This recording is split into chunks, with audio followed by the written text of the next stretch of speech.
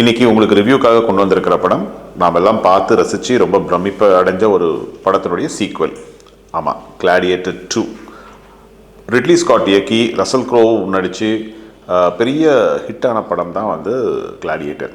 இது ரோமர்கள் ஆட்சி புரிந்த காலத்தில் ரோமர்கள் அவங்களுடைய கேளிக்கைக்காக, அவங்களுடைய பொழுதுபோக்காக அவங்க வென்ற நாடுகளிலிருந்து கைது பண்ண வீரர்களை, எதிரி நாட்டு வீரர்களை வந்து கொலோசியம் அப்படிங்கிற ஒரு விளையாட்டு மைதானத்தில் உள்ள களமிறக்க வச்சு அங்கே வந்து ஒருத்தர் சண்டை போட வச்சு அவங்க இறக்கிறத பார்த்து மகிழ்ச்சி அடைந்த ஒரு காலகட்டத்தில் நடக்கிற கதை. இந்த படத்தை பற்றி பேசணும் அப்படின்னு நினச்சோம்னா பேசிக்கிட்டே போகலாம். அவ்வளோ விஷயங்கள் இருக்குது இந்த படத்தில். அதாவது அந்த காலகட்டத்தில் இருந்த ஆட்சி முறை, அப்போ இருந்த சாமானிய மக்களினுடைய நிலை. ஒரு கட்டத்தில் வந்து நம்மலாம் வந்து இந்த படத்தை பார்க்கும்போது இந்த படம் சொல்கிற கதை ஒரு பக்கம் இருந்தாலும் அந்த கதையிலிருந்து நமக்கு கிடைக்கிற அந்த இன்ஃபர்மேஷனை வச்சு ஆக்சுவலாக வந்து நம்மளுடைய பர்செப்ஷன் அபவுட் வெற்றிகளும் தோல்விகளும் மாறுது. அதாவது நம்ம இது வரைக்கும் ஒரு வெற்றி, ஒரு நாடு வந்து ரொம்ப வலிமையான நாடு, ஒரு வெற்றி பெற நாடாக இருந்தால் அந்த நாடு ரொம்ப முக்கியத்துவமான நாடு, அதுதான் வந்து சிறந்த நாடு, அதுதான் வந்து நாட்டுக்கான டெஃபினிஷனாக நம்ம பார்த்துருக்கோம். வெற்றி என்பது ஒரு நாட்டின் அடையாளமாக நம்ம பல நேரங்களில் பார்த்துருக்கோம். ஆனால் இந்த மாதிரி போர் புரியும் நாடுகள் வந்து எவ்வளவு கொடுமையான ஒரு விஷயத்தை வந்து மற்ற நாடுகள் மேலே வந்து திணிச்சிருக்காங்க, எப்படி கொடுமை இழைச்சிருக்காங்க அப்படிங்கிற ஒரு விஷயம் வந்து நமக்கு இந்த படம் பார்த்ததுக்கப்புறம் புரியுது.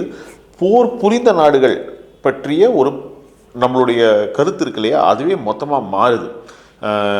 ஏன்னா இந்த படத்தில் வர நுமீடியா அப்படிங்கிறது ஆப்பிரிக்க கண்டத்தில் இருக்கிற கடைசி சுதந்திர நாடு. அந்த சுதந்திர நாட்டில் அந்த பொதுமக்கள் அவங்களுடைய வாழ்க்கையை நிம்மதியாக வாழ்ந்துக்கிட்டு இருக்காங்க.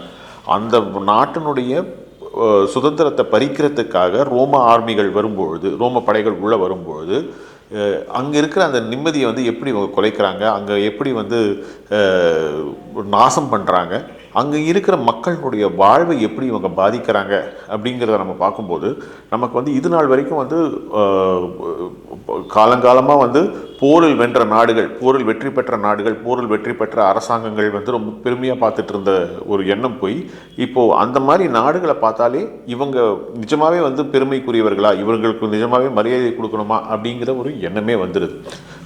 இந்த விதத்தில் பார்த்தா அந்த படம் வந்து சொல்கிற கதை என்னமோ வேற கதை. ஒரு அடிமையின் கதை, ஒரு போரில் கைது செய்யப்பட்ட ஒரு வீரனின் கதை, அவன் வந்து ஒரு பெரிய சாம்ராஜ்யத்தினுடைய தலையெழுத்தை எப்படி மாற்றுறாங்கிற கதை. ஆனால் அதை தவிர நம்மளை வந்து வேறு விஷயங்களை வந்து யோசிக்க வைக்குது. கிளாடியேட்டர் 2 வந்து ஒரு சாதாரண பொழுதுபோக்கு படம் மட்டுமல்ல, அது சொல்ல வர விஷயங்கள் இன்னும் அதுக்கு மேலே நிறைய விஷயங்கள் இருக்குது. இதை நீங்கள் வந்து ஒரு ஓப்பன் மைண்டோடு போய் பார்த்தீங்க அப்படின்னா உங்களுக்கு இன்னும் பல விஷயங்கள் வந்து பல எண்ணங்கள் உங்களுக்கு வரும். உங்களுக்கு இருக்கிற புரிதலும் வேறு மாதிரியாக மாறும். இது நாள் வரைக்கும் வந்து இது வந்து இந்த நான் உங்களுக்கு வந்து சாம்பிளுக்கு மாத்திரம் தான் சொன்னேன். அதாவது இது நாள் வரைக்கும் போரில் வெற்றி பெற்ற நாடுகளை பற்றி நம்ம பெருமையாக பேசியிருக்கோம். ஆனால் உண்மையாகவே அவங்கள வந்து நீங்கள் அந்த ஆச்சரியத்தோடையும் அந்த அந்த ஆர்ப்பரிப்போடும் அவங்கள பார்க்கணுமா அப்படிங்கிற ஒரு கேள்வி உங்கள் மனதில் எழுதுன்னு சொன்னேன் இல்லையா. இது வந்து ஒரு சின்ன எக்ஸாம்பிள் தான். இந்த மாதிரி பல விஷயங்கள் வந்து உங்கள் மனசுக்கு தோணும். சரி, இதை தவிர வந்து படத்துக்குள்ளே போவோம். படத்துக்குள்ளே வந்து இந்த படத்தில் வந்து பால் மெஸ்கல் அப்படிங்கிறவர் வந்து லூசியஸ் வேடத்தில் நடிச்சிருக்காரு. இந்த லூசியஸுங்கிற கதாபாத்திரம் தான் வந்து முக்கிய கதாபாத்திரம். இந்த கதாபாத்திரம் யார் அப்படின்னா, போன பகுதியில் அதாவது கிளாடியேட்டர் 1ல் வந்து ஹீரோவாக வந்த ரசல் க்ரோ, மேக்சிமஸ்னுடைய மகன், அவனுடைய கதை தான் இந்த கிளாடியேட்டர் 2.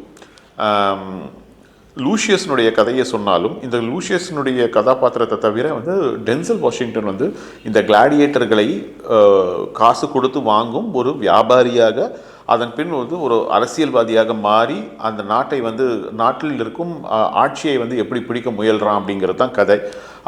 அந்த அந்த கதாபாத்திரத்தை ஏற்று நடித்திருக்கிற டென்சல் வாஷிங்டன் வந்து அசர வைக்கிறார் நம்மளை.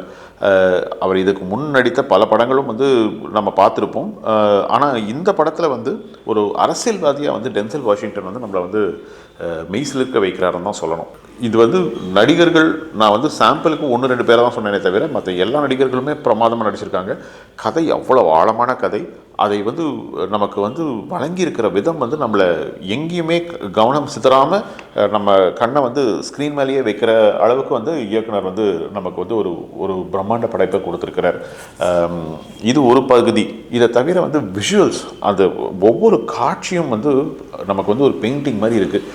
இன் பர்டிகுலர் வந்து முதல்ல வந்து ரோம படைகள் வந்து நுமிடியா அப்படிங்கிற அந்த நாட்டை கைப்பற்ற போகும்போது என்ன நடக்குது அப்படின்னா, அந்த கப்பல்கள் வந்து கடலில் வந்து கோட்டையை நோக்கி வரும்பொழுது ஒரு ஷாட் எடுத்திருக்கான் பாருங்க, அவ்வளவு அழகு.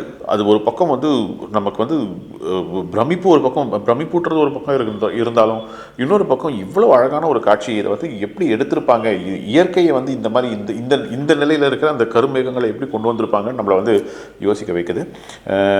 இந்த படம் பெரிய படம், ஆனால் வந்து எங்கேயுமே வந்து உங்களுக்கு தோய்வோ போர்டமோ செட் ஆகலை. இது வந்து படம் வந்து உங்களை வந்து அப்படியே அசர வைக்குது, உங்களை வந்து யோசிக்க வைக்குது. அதுதான் இந்த படத்தினுடைய மிகப்பெரிய வெற்றி. நீங்கள் கிளாடியேட்டரை என்ஜாய் பண்ணியிருந்தீங்கன்னா கிளாடியேட்டர் 2 அப்படிங்கிறது 2 மடங்கு என்ஜாய்மெண்ட் வந்து கேரண்டி பண்ணுது.